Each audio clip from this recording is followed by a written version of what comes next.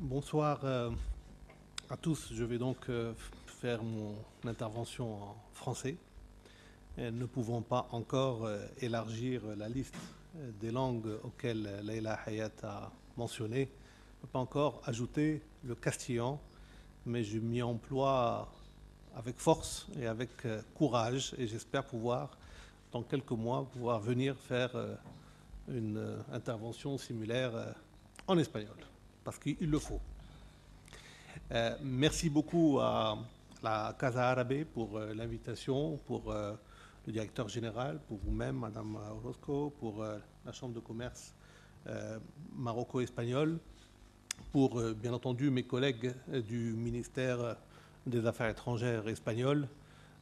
Merci de l'invitation, merci de l'organisation de cette journée et merci pour l'opportunité qui m'est donnée de pouvoir faire une intervention auprès de vous sur les opportunités qui existent dans le monde arabe aujourd'hui et dans l'avenir.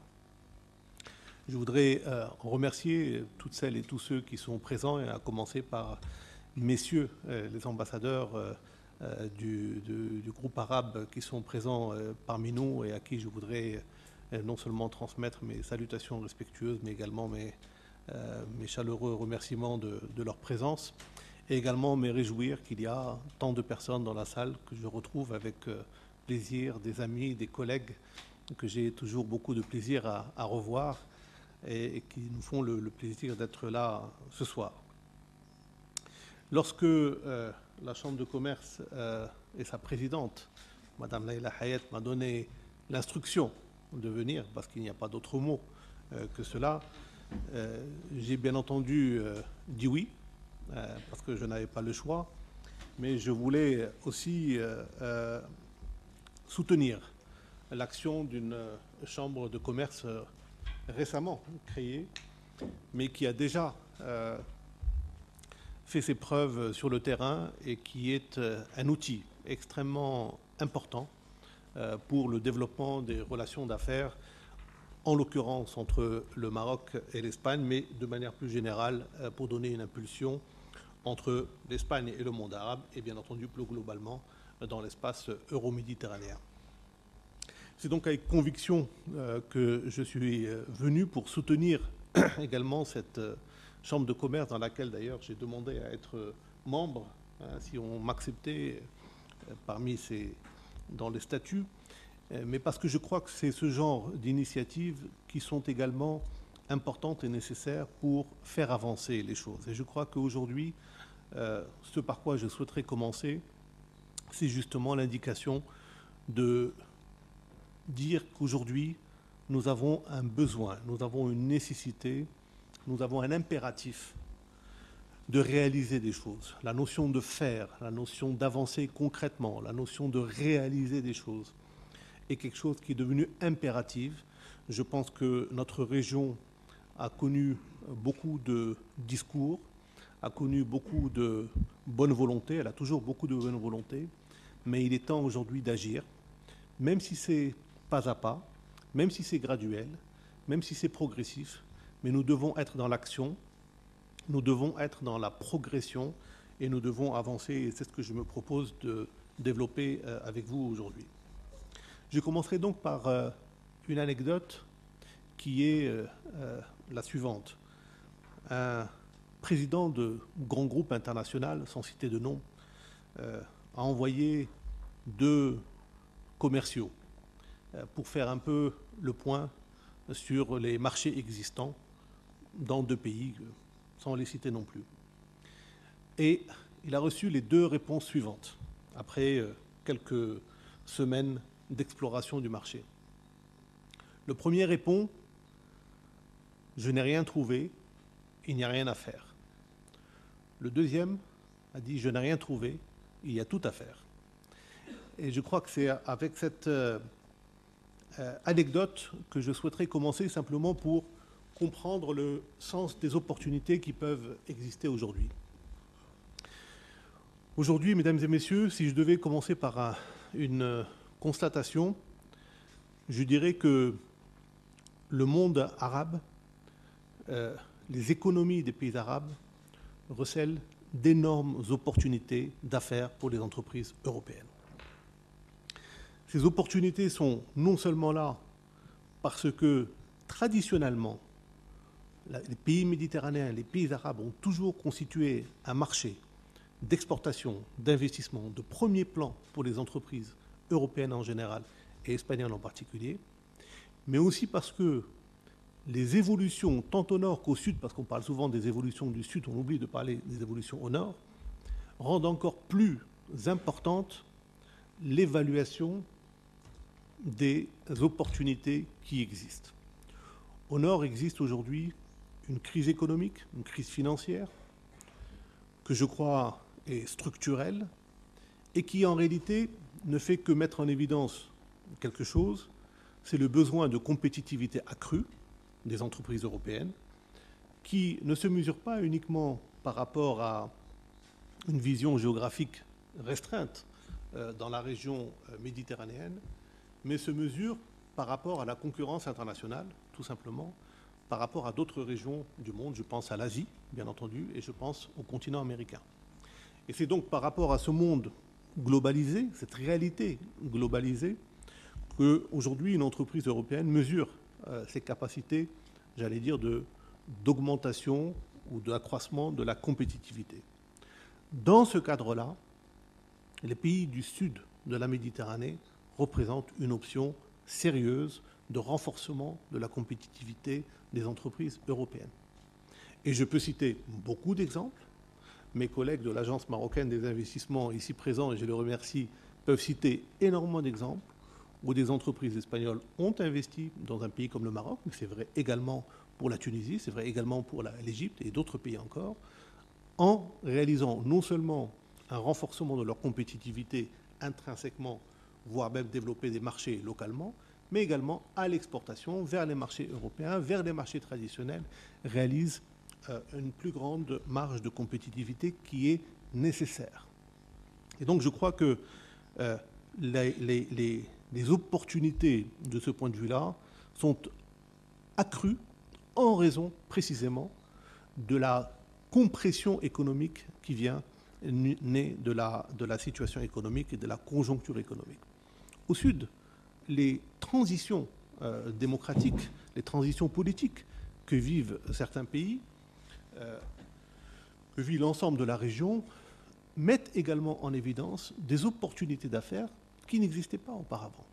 Des pans entiers de l'économie, des économies, sont en train de s'ouvrir à la concurrence, de s'ouvrir aux règles du marché, de s'ouvrir à un capitalisme, j'allais dire, plus diversifié, pour permettre aux uns et aux autres, moyennant bien sûr compétitivité, de pouvoir avoir accès à ces marchés. Et je crois que là encore, il faut bien voir ce qu'il y a derrière ces transitions, qui sont des transitions qui, certes, il y a les ups and downs que nous pouvons connaître à travers les circonstances politiques, mais il y a des marchés qui se développent, il y a des marchés qui ont des besoins, et il y a des marchés qui recèlent d'énormes potentialités. Je prendrai un exemple que nous connaissons, le marché libyen, par exemple, qui aujourd'hui est un marché nouveau par rapport à une situation que peu de gens connaissaient auparavant, mais qui aujourd'hui est un marché qui est extrêmement intéressant pour y développer des opportunités. Si je dis opportunités, c'est parce que j'ai la conviction que ce qu'on peut appeler printemps arabe, crise économique, crise politique, transition démocratique, transition, je crois qu'on a été très généreux en expression, il y a derrière de vraies opportunités d'affaires à développer. Et j'en veux pour preuve, et c'est le point essentiel que je voulais mentionner dans ce premier point de mon intervention, j'en veux pour preuve que, et là encore si on regarde l'économie internationale dans sa globalité, les Chinois sont présents, les Japonais sont présents, les Turcs sont présents, les Brésiliens sont présents. Et il y a de plus en plus d'activités qui se développent de la part de l'ensemble des pays émergents, qui, à juste titre, l'Inde, qui, à juste titre, s'intéresse à ces marchés pour y développer une présence, une présence peut-être à renforcer, une présence anticipée, une présence qui prépare l'avenir, qui prépare l'évolution. Et donc, il n'est que normal que l'Europe, que l'Espagne soient, comme toujours, précurseurs dans cette région pour y renforcer la présence, pour y renforcer les partenariats et pour développer l'activité. Vous savez, il y a beaucoup de débats sur la localisation des différentes industries, etc. Je crois que ces débats sont des débats qui sont toujours légitimes, mais je crois que la vraie solution, c'est toujours dans le partenariat, dans ce qu'on appelle aujourd'hui de plus en plus la colocalisation, parce que ce qui est important, c'est l'essor, c'est la création d'emplois, au nord comme au sud. C'est la création de richesses, au nord comme au sud, et c'est, je le répète, le renforcement de la compétitivité tel que nous pouvons la mesurer à travers différents indicateurs de mesure. Mon deuxième point est que le renforcement du partenariat stratégique des affaires entre les pays européens et les pays arabes méditerranéens notamment a également un autre horizon, qui est l'horizon africain, qui est aujourd'hui une dimension additionnelle, qui me permet d'ailleurs souvent, quand je parle de la Méditerranée, de parler de la centralité de la Méditerranée. De la centralité et non pas de la périphérie que peut représenter pour certains la Méditerranée. La centralité de la Méditerranée dans un horizon qui est lié notamment au développement du marché africain. L'Afrique est très clairement un continent de croissance, un continent d'opportunités et un continent où non seulement il est important d'y être et d'y être maintenant, mais d'y être maintenant en améliorant et en renforçant sa connaissance de l'approche du marché. Car il est évident, mais ça je n'apprends rien à personne, qu'on n'aborde pas les différents marchés d'une façon tout à fait identique. Il faut avoir une adaptation, parfois culturelle, parfois économique, parfois par rapport aux réalités du marché. L'Afrique, et des exemples sont nombreux, à travers une présence au Maroc, à travers une présence en Tunisie, à travers une présence en Égypte et autres, c'est la meilleure façon de pouvoir approcher le marché africain et y développer des activités. En raison des relations historiques qui existent entre le nord de l'Afrique et l'Afrique subsaharienne, en raison des affinités culturelles, des affinités linguistiques, des affinités religieuses, des affinités tout simplement de connaissance du marché. Et aujourd'hui, là encore, si vous allez dans n'importe quel marché africain, vous allez retrouver les Turcs, vous retrouvez les Chinois, les Indiens, les Brésiliens, qui eux aussi sont en train de prospecter ce marché, car c'est également un moment où il faut mettre pied dans ce marché et de pouvoir y développer sa présence et le développement de son activité. De ce point de vue-là, je le dis de façon très nette, le Maroc, ayant travaillé sur ces questions à titre personnel, a développé beaucoup d'activités, de présence d'entreprises en Afrique, d'entreprises marocaines qui se développent en Afrique, que ce soit l'exemple de Maroc Télécom, que ce soit l'exemple de la Royal Air Maroc, que ce soit l'exemple de compagnies d'assurance et autres, et toujours en privilégiant l'articulation avec des entreprises européennes. Et je souhaite voir se développer non seulement cela avec le plus grand nombre d'entreprises européennes possibles, mais également que ça puisse être développé avec la Tunisie, avec le Maghreb en général, avec l'Égypte, pour que nous puissions avoir un vrai mouvement global qui tire tout le monde vers le haut et qui permet d'intégrer cette dynamique de croissance à travers cet horizon africain dans la dynamique de croissance des entreprises euro-méditerranéennes. Vous savez, au sein de l'Union européenne, la Méditerranée rentre dans le cadre de la Neighborhood Policy, politique de voisinage. Évidemment, nous travaillons avec ce vocabulaire, mais sincèrement, je ne vois pas la Méditerranée comme un voisinage. Je vois la Méditerranée comme une centralité, justement dans cette vision qui inclut l'Afrique. Le troisième point que je voulais mentionner avec vous, c'est comment l'UPM peut évoluer, peut aider, peut soutenir l'activité des entreprises dans ce domaine. D'abord pour dire que, au-delà de toutes les réflexions j'allais dire philosophique pour être un peu provocateur, sur le passé de l'UPM, je crois qu'aujourd'hui, ce dont il faut prendre acte, c'est la nouvelle impulsion. La nouvelle impulsion que nous vivons dans le cadre d'une volonté affirmée et les ambassadeurs ici présents peuvent témoigner de la volonté de leur capitale pour une relance de l'Union pour la Méditerranée, volonté également exprimée au Nord, une volonté de donner une nouvelle impulsion, car, je le dis souvent, si l'Union pour la Méditerranée n'existe pas, aujourd'hui, avec la circonstance, il faudrait la créer. Et par conséquent, sa pertinence, sa légitimité et sa nécessité, si j'ose dire, devient encore plus pertinente aujourd'hui qu'auparavant. La nouvelle impulsion s'est manifestée également par une rénovation, une restructuration de sa gouvernance. Je salue parmi nous la présence de l'ambassadeur de Jordanie, dont le pays assure la coprésidence de l'UPM pour la rive sud de la Méditerranée. Et pour la rive nord, c'est l'Union européenne en tant qu'institution qui en assure la coprésidence. Je crois que la coprésidence par l'Union européenne a été une décision très importante parce qu'elle a permis de donner une cohérence globale de l'action de l'Union pour la Méditerranée dans le cadre de tous les instruments déjà existants de la politique européenne en direction de la Méditerranée. Et je crois qu'il était extrêmement important que l'UPM ne soit pas j'allais dire, une institution de plus qui non seulement dupliquerait quelque chose, voire ferait quelque chose qui est en contradiction, mais s'intègre dans une cohérence globale.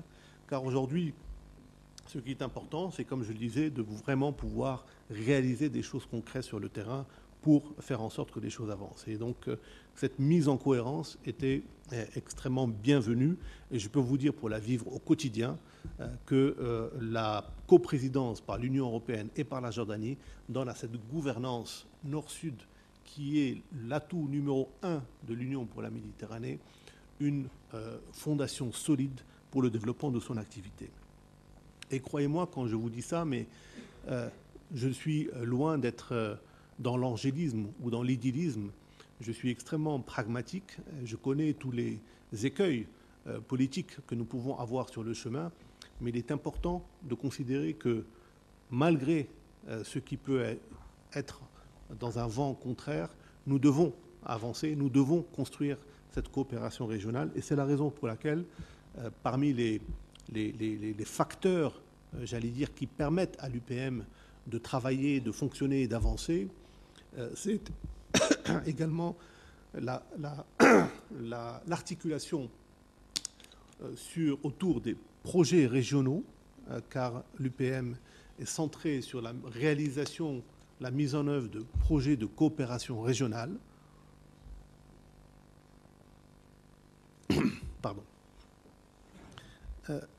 Et également sur un principe de géométrie variable qui nous permettent en réalité de travailler pour faire en sorte que nous ne soyons pas obligés d'être à 43 pays pour avancer, mais nous pouvons avancer avec des pays qui sont d'accord pour travailler autour de certains projets. Donc géométrie variable, action autour des projets de coopération régionale avec une coprésidence et une gouvernance rénovée, ce sont les éléments structurants de l'UPM aujourd'hui qui nous permettent d'avancer. Je le dis également en ajoutant ceci, que nous sommes dans une logique de complémentarité et de synergie avec tous les instruments qui existent déjà en Méditerranée. Là encore, je crois qu'il faut bien comprendre comment fonctionnent les choses. Nous sommes réellement dans une logique de coordination, car l'important, c'est le résultat final. C'est ce que nous réalisons et non pas quelle institution ou j'allais dire, d'où vient l'initiative. De ce point de vue-là, nous avons une articulation très étroite, que ce soit avec la Ligue arabe, dont je salue la présence de l'ambassadeur ici, que ce soit avec le groupe des 5+5, qui est également un sous-groupe régional des 5 pays de l'Europe du Sud et des 5 pays de l'Afrique du Nord, du Maghreb, que ce soit avec d'autres organisations. Beaucoup d'organisations régionales et ou internationales travaillent sur les questions méditerranéennes, et bien entendu avec une articulation également très forte avec la politique européenne de voisinage. Donc nous sommes dans une logique de coordination, nous sommes dans une logique de synergie, et tout cela nous permet de travailler. Alors pourquoi je vous brosse ce tableau sur l'UPM? C'est pour en arriver au point qui nous intéresse aujourd'hui, c'est que, à côté des grands projets structurels sur lesquels nous travaillons, qui sont le développement de l'unité de dessalement à Gaza avec l'autorité palestinienne, pardon, avec la Palestine, que ce soit avec le grand projet d'infrastructure de l'autoroute du Maghreb, enfin, les grands projets d'infrastructure sur lesquels nous travaillons et qui avancent et qui avanceront concrètement avec leur mise en place, mais comme ce sont des grands projets, ça met un peu de temps pour pouvoir les monter et également compléter l'ensemble de leur financement.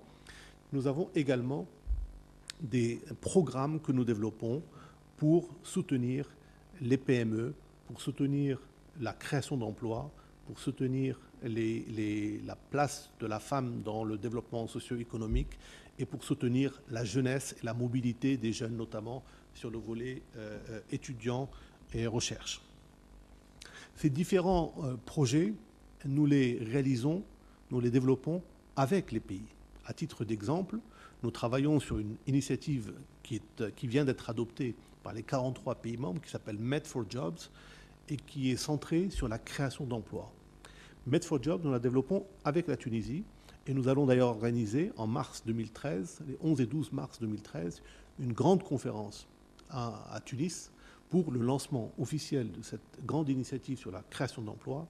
Et de ce point de vue-là, nous avons une excellente collaboration avec le gouvernement tunisien, je tiens à le signaler.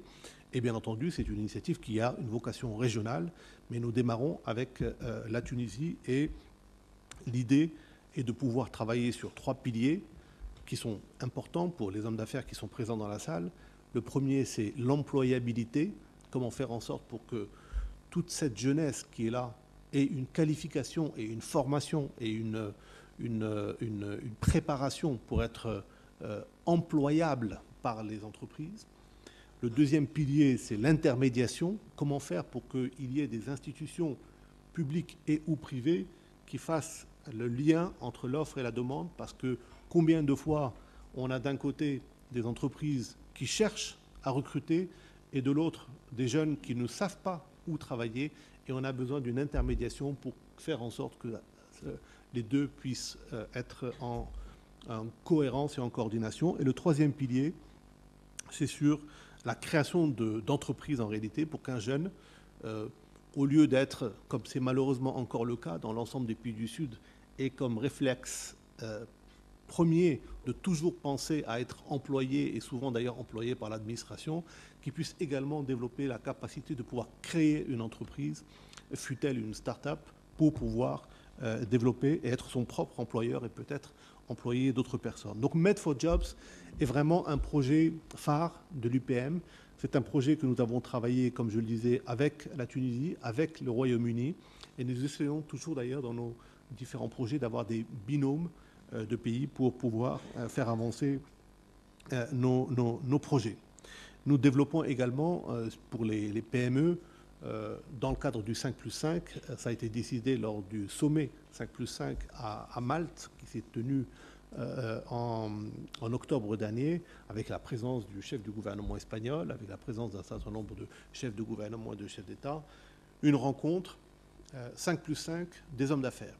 Et d'ailleurs, nous vous en parlerons dès que les dates auront été retenues, car in fine, l'important également, c'est de pouvoir promouvoir le rapprochement entre les différentes PME des différents pays, en l'occurrence, dans ce cas de figure, des 5+5, mais bien entendu, l'objectif est de pouvoir élargir ce rapprochement à tous les pays de l'UPM. Le 1, 2, 3, 4e point que je voulais mentionner, c'est l'importance de l'intégration régionale dans notre région. Je crois qu'aujourd'hui, on a un niveau d'intégration régionale qui est tout simplement, et je le dis avec clarté et force, qui est tout simplement inacceptable. Nous avons un des niveaux d'intégration régionale les plus faibles au monde, et nous n'avons pas réussi à faire en sorte que nous puissions avoir un niveau acceptable d'intégration régionale. Or, nous pouvons faire des transitions démocratiques, nous pouvons faire la bonne gouvernance, nous pouvons faire un certain nombre de réformes, mais le point ou les 2 points de croissance nécessaires pour créer le taux de croissance nécessaire pour le chômage, pour donner de l'emploi à la jeunesse, pour assurer la croissance des économies, viendront essentiellement d'une intégration régionale plus forte. Et cette intégration régionale est aujourd'hui au cœur de tout ce que nous cherchons à promouvoir. Et c'est la raison pour laquelle, je reviens sur mon point, l'UPM ne travaille pas sur des questions bilatérales. Parce que les questions bilatérales sont déjà traitées à travers des accords d'association, à travers beaucoup de mécanismes. L'Espagne et le Maroc, l'Espagne et la Tunisie, l'Union européenne et l'Égypte n'ont pas besoin de l'UPM pour avoir leur feuille de route et leur plan d'action. En revanche, sur le segment de la coopération régionale, qui est un vecteur pour l'accroissement de l'intégration régionale, c'est là où se joue la légitimité et la pertinence du rôle que peut avoir l'UPM. Et c'est d'autant plus conforté que nous sommes réellement dans une logique de nécessité d'accroître cette intégration régionale. Et je sais d'ailleurs que la Ligue arabe travaille également, et nous travaillons ensemble dans ce sens, pour essayer d'aller dans cette direction. Je vais vite parce que, par ailleurs, il va falloir que je m'assure de ne pas rater mon train, mais je voulais simplement conclure par 2 points rapidement, et ensuite, bien entendu, je serai très heureux de pouvoir répondre à vos questions. Le premier, c'est celui de l'importance du secteur privé. Je crois que s'il y a eu une faiblesse au processus de Barcelone, auquel je reconnais beaucoup de mérites, auquel j'ai moi-même participé dans pratiquement toutes les réunions du processus de Barcelone, dans les différentes étapes de la carrière que tu as décrites.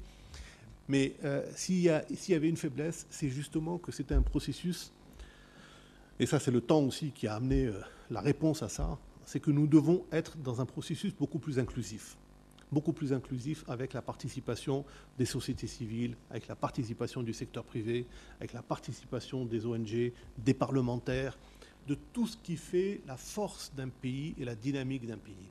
Et aujourd'hui, résolument, l'UPM et son secrétariat à Barcelone sont résolument orientés vers une stratégie inclusive, où nous sommes en permanence, comme je le fais avec vous aujourd'hui, mais on le fait de façon plus spécifique encore autour des projets que nous travaillons.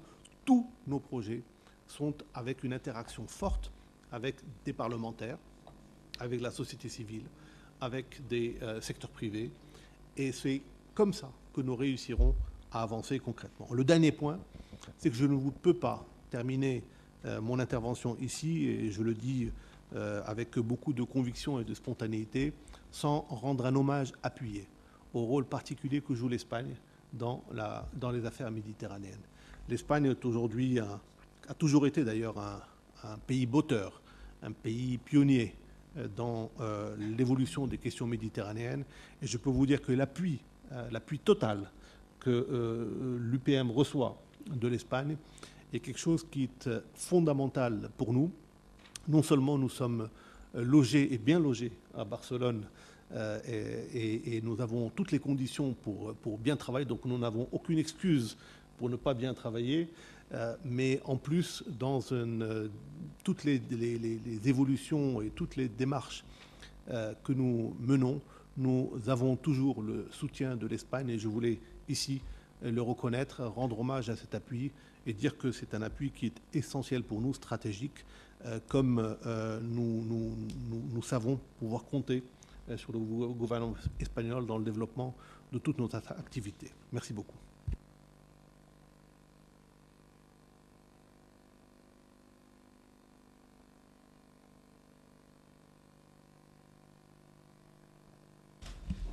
Muchísimas gracias, señor Sigilmasi, sobre todo por atenerse al tiempo. Tenemos 15 minutos para preguntas. Les rogaría que fueran breves y que se presentaran brevemente y que luego la pregunta fuera, si puede ser también breve. Una pregunta. Embajador.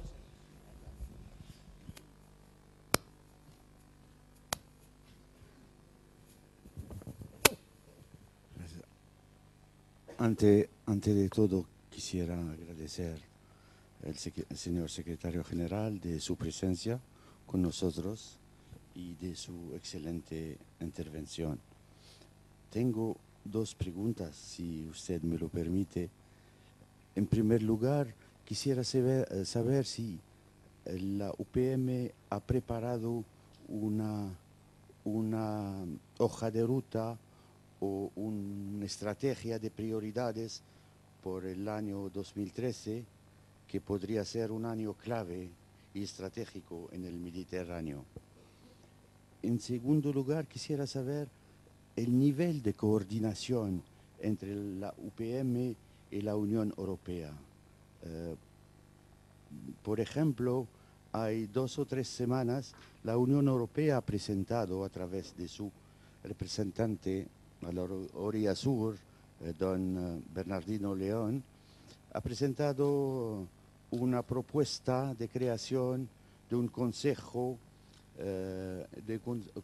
de promoción de inversiones en Túnez. Es un proyecto que puede ser ampliado a toda la región.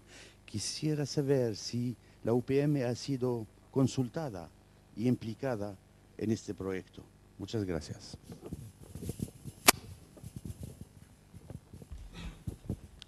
¿Alguna otra pregunta? Allá al fondo.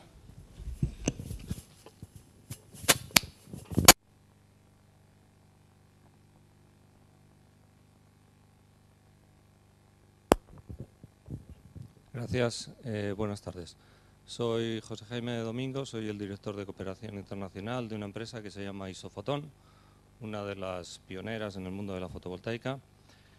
Nosotros estamos trabajando en el norte de África desde hace muchos años, en los países MENA, vamos, más en Oriente también, y hay una cuestión que, además de lo que son las ventanas de oportunidades que más o menos conocemos y que se pueden ampliar durante estos últimos años, se han estado ampliando, hay una cuestión que, digamos, tenemos muy en cuenta para mal, voy a ser muy claro, y es la seguridad jurídica. Y lo planteo aquí porque además creo que la Unión por el Mediterráneo tiene un mandato específico para mejorar este tema, que además puede unirse a lo que hablaba usted de la inclusión y de la estrategia de integración regional. Creo que puede ser un vector que realmente, si se apoya y hay una voluntad política por parte de todos, puede servir para esta integración. Pero también creo que es un factor que necesariamente se tiene que mejorar si se quiere que las empresas podamos vincularnos con una mayor fluidez en el desarrollo del norte de África.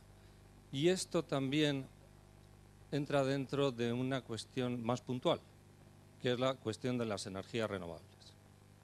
Ahí hay grandes proyectos, grandes programas, en las que no solamente la energía solar, sino también la energía eólica y otras energías se pueden desarrollar porque existen las condiciones para hacerlo. Pero falta esta condición que para nosotros es fundamental, que es tener una seguridad jurídica de que nuestras inversiones y de que nuestros socios son fiables. Gracias. Perdón. ¿Alguna otra pregunta del público? Aquí, por favor. Gracias.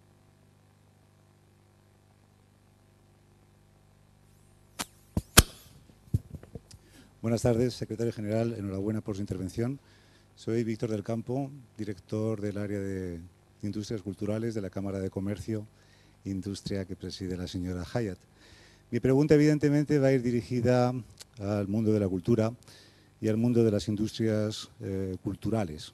Hablamos de centralización, estamos completamente de acuerdo, de integración regional desde una perspectiva económica, pero es mi terreno y es obligado insistir en la importancia que para que todo eso tenga un desarrollo positivo es importantísimo allanar y acercar y a proximidad por posturas en torno al mundo de la cultura y especialmente, sobre todo, la pregunta va dirigida a, desde la UPM, en estos momentos, ¿cuál es la posición o cuál es la estrategia cultural para el fomento de la cultura, de las relaciones culturales entre los países del área mediterránea y, en concreto, referente a las industrias culturales, que es uno de los objetivos prioritarios dentro de la política económica europea para los próximos años? Muchísimas gracias.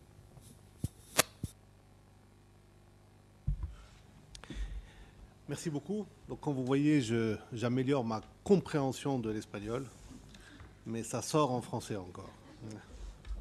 Mais merci pour vos questions.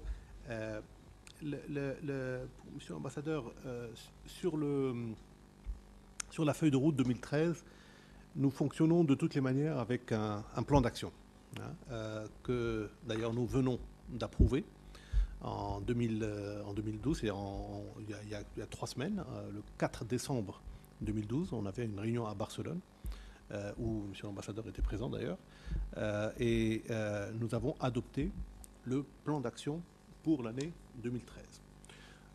Et en réalité, c'est une institution, et j'ai beaucoup tenu à ce que ce soit comme ça, que nous soyons dans une gouvernance interne pour le coup, et pas uniquement gouvernance internationale, mais une gouvernance interne, basée sur un plan d'action bien précis, un budget qui correspond à ce plan d'action, et des process en interne qui soient tout à fait transparents et très bien décrits.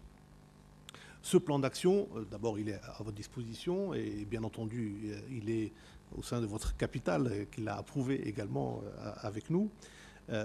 Je dirais que si je devais le décrire, il est basé sur la poursuite et la finalisation des dossiers concernant les projets d'infrastructure, donc les grands projets d'infrastructure. Mon objectif est qu'à la fin de l'année 2013, nous puissions avoir pour les grands projets d'infrastructure la finalisation du dossier.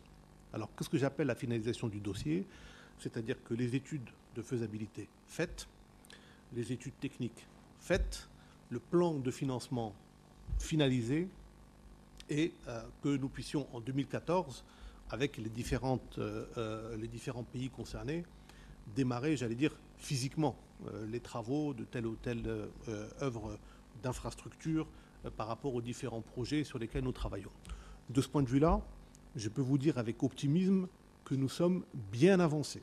Nous sommes bien avancés sur les différents projets, y compris dans leur volet financement. Et je peux vous dire que l'accompagnement financier que nous recevons sur les différents projets est le meilleur indicateur, en quelque sorte, non seulement de la préparation des projets, mais également de la volonté politique. La volonté politique. Car, in fine, c'est un acte de confiance, que ce soit de la part des institutions financières internationales, je pense à la Banque mondiale, je pense à la BUI, je pense à la BERD, je pense à la Banque africaine de développement, je pense à la Banque islamique de développement et d'autres, mais également de la part des gouvernements, voire des secteurs privés. Nous avons, dans cette deuxième moitié de 2012, eu les premiers financements du secteur privé pour des projets de l'UPM. Ce qui n'était pas le cas auparavant, mais parce qu'aujourd'hui, ce sont des projets qui ont acquis, j'allais dire, leur lettre de noblesse en termes de crédibilité et de solidité, de même que nous avons reçu des financements de pays, j'allais dire, auxquels on n'aurait pas spontanément pensé. Par exemple, la Norvège s'est montrée extrêmement intéressée et d'ailleurs a participé financièrement au financement de certains projets. La Norvège qui n'est pas membre de l'Union européenne, qui n'est pas membre de l'Union pour la Méditerranée, mais nous ne sommes pas, dans le cadre de l'UPM, dans une logique où, bien entendu, sur le plan institutionnel, nous avons une carte de pays membres, mais sur le plan des projets, nous pouvons aller au-delà. Et le travail avec la Norvège a été, de ce point de vue-là, très conclusif, de même que nous avons eu un très important financement de la Suède sur un des projets également sur lesquels nous travaillons. Donc vous voyez, où nous diversifions les sources de financement, secteur privé, institutions financières internationales et les différents pays qui peuvent être intéressés. Et de ce point de vue-là, nous initions également, avec les pays du Golfe, une passerelle stratégique qui est, somme toute, très naturelle pour faire en sorte que nous puissions également les inclure et les faire participer dans cette dynamique. La deuxième partie du plan d'action, c'est par rapport à ces 3 programmes dont j'ai parlé.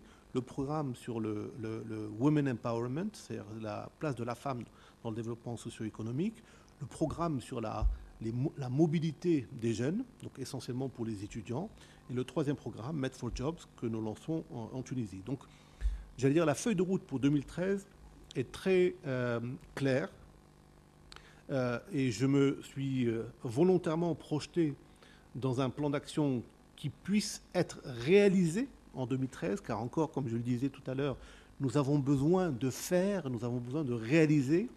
Je pense que vous n'avez pas besoin, je dis vous parce que vous êtes mes patrons en tant qu'État membre, vous n'avez pas besoin d'un secrétaire général qui va encore faire des discours sur l'avenir de l'humanité. Je crois qu'aujourd'hui, vous avez besoin d'un secrétaire général qui va faire ce que vous l'avez instruit de faire avec toute l'équipe qui nous entoure. Donc nous sommes vraiment dans cette logique et 2013 est dans cette dynamique. Et bien entendu, ce que je voulais rajouter à ça, c'est que, et étant bien conscient de la dimension politique qui est l'objectif final, l'objectif ultime, l'objectif le plus noble de tout ce que nous faisons, nous devons, nous, en tant que secrétariat à Barcelone, nous devons être prêts. Nous devons être prêts pour que le jour où les États membres veulent élargir nos prérogatives, élargir nos attributions, nous pourrons être une institution qui est prête. Je le dis parce que, par exemple, nous serons prêts, le jour où les circonstances politiques le permettront, d'agir, d'intervenir économiquement, bien entendu, en Syrie. La Syrie qui est un pays membre de l'UPM, mais qui est aujourd'hui suspendu pour des raisons politiques. Mais le jour où les conditions politiques seront réunies, nous serons prêts pour développer des projets socio-économiques pour accompagner la reconstruction. De même que nous espérons très fortement pouvoir... Je répondrai par cela. Premièrement, le niveau de coordination est bon. Il peut toujours s'améliorer. Il peut toujours s'améliorer et nous veillerons à l'améliorer car il est nécessaire. Mais il est déjà bon aujourd'hui. Et je crois que c'est une bonne base de départ que, bien entendu, nous veillons à créer les passerelles de plus en plus articulées. Et je vous renvoie, par exemple, à la dernière déclaration du sommet des 5+5 qui a établi beaucoup de passerelles avec l'UPM. Et je crois que c'était vraiment une indication extrêmement positive. Le fait que l'Union européenne elle-même soit la coprésidente, ça assure également une articulation avec l'UPM et les autres initiatives. Et donc, j'allais dire que le niveau est bon, il peut s'améliorer. La deuxième réponse à cette question, c'est que, en réalité, comme je le disais, nous ne travaillons pas sur le segment strictement bilatéral. Donc là, nous veillons à ce que sur le bilatéral, si nous sommes sollicités, parce que le régional peut être j'allais dire un accompagnateur du bilatéral, nous sommes présents, mais sur le segment bilatéral, clairement, d'autres institutions ont une préséance sur nous. Sur la question de notre collègue d'Isofoton, en disant simplement que j'ai un rendez-vous bientôt avec vous, enfin je ne sais pas si c'est vous, mais en tout cas votre entreprise. Dans mon agenda, j'ai votre entreprise qui est prévue, donc je vous répondrai avec encore plus de précision quand on se verra. Mais simplement pour dire que, bien entendu, la sécurité des investissements est nécessaire. Franchement, et là je peux témoigner vraiment en toute bonne foi, les efforts qui sont faits par tous les pays du sud de la Méditerranée pour garantir la sécurité des investissements sont extrêmement importants. Je crois qu'il ne faut pas sous-estimer l'effort que font tous les gouvernements pour assurer la sécurité des investissements. Et je crois qu'il faut reconnaître cet effort. Il y a toujours des choses à renforcer, il y a toujours des réformes à faire, au nord comme au sud, mais je veux vraiment vous dire, parce que j'ai beaucoup travaillé sur la question de la sécurité des investissements, et pas uniquement au Maroc, également dans des cadres comme l'OCDE, où il y a un programme pour la sécurité des investissements, et je peux vous dire que les efforts sont énormes. Lorsque nous étions en Égypte, dans le cadre de la task force avec l'Égypte, je crois que cette question a été soulevée et le gouvernement y a répondu avec force. De la même manière, je sais que le gouvernement tunisien, il est mobilisé. Et je crois que rares sont peut-être les pays où vous avez autant de mobilisation des gouvernants pour véritablement être aux côtés des investisseurs étrangers pour assurer leur bon développement et le développement de leurs activités. L'énergie renouvelable, bien sûr, c'est un axe majeur de l'UPM. J'allais dire que c'est dans son ADN, puisque dans la déclaration de Paris en juillet 2008, la question du plan solaire méditerranéen a été évoquée. Et nous prévoyons d'ailleurs une ministérielle euro-méditerranéenne avant la fin de l'année 2013 sur les énergies renouvelables, dans lequel nous espérons, et c'est également un des objectifs de la feuille de route du plan d'action pour 2013, d'adopter le plan solaire méditerranéen en même temps que l'adoption de quelques projets pilotes dans lesquels j'espère qu'Isophoton sera avec une participation active. Parce que je vous renvoie également la balle en disant qu'il faut investir dans les différents pays pour y développer des projets pilotes, et que ce soit les gouvernements ou l'UPM, on sera avec vous pour s'assurer que tout se passe très bien. Sur les industries culturelles, vous savez, bien entendu, c'est important. Bien entendu, c'est au cœur du développement des relations entre les différents pays. Il y a la Fondation Annalint, qui est basée à Alexandrie, qui est en fait plus spécifiquement chargée du volet culturel. Et nous travaillons, voilà encore une autre institution avec laquelle l'articulation se fait de manière bonne, mais qui peut être améliorée, mais qui réellement, nous travaillons ensemble. La Fondation Annalint organise d'ailleurs une grande initiative à Marseille du 4 au 7 avril, qui est un grand forum de société civile. Nous sommes partenaires pour montrer justement que nous travaillons ensemble, que nous mettons en synergie les différents efforts des institutions pour faire en sorte que ce soit réussi. Mais il est évident que s'il y a des projets par ailleurs de coopération entre industries culturelles qui peuvent être créateurs d'emplois ou créateurs de PME, etc., là, vous êtes de nouveau dans le segment du secrétariat de Barcelone, parce que sur tout ce qui est création d'emplois et création de PME, nous pouvons agir de façon plus précise. Et si en plus, c'est des industries culturelles, on sera très heureux.